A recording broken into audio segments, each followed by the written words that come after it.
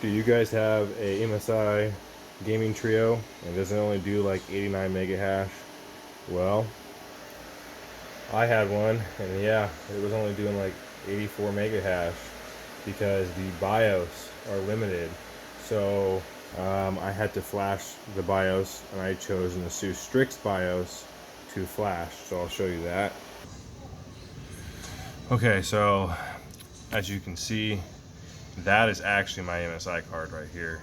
It thinks it's an ASUS, and it's mining at 97.25 mega hash.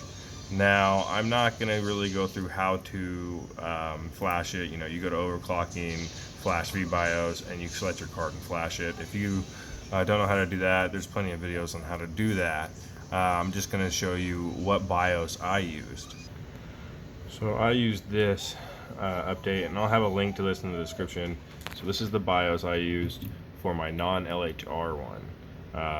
I also used the ASUS Strix BIOS for my LHR 3080s. I have 3 of those MSIs that are LHR, and you use the same BIOS and just make sure it's the LHR one, and they both work fantastic.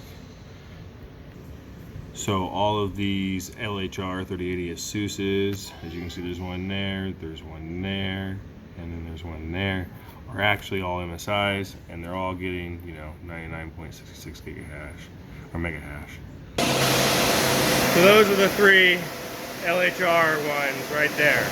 Like I said, I just used the Strix LHR BIOS for that, and I'll put that in the description as well.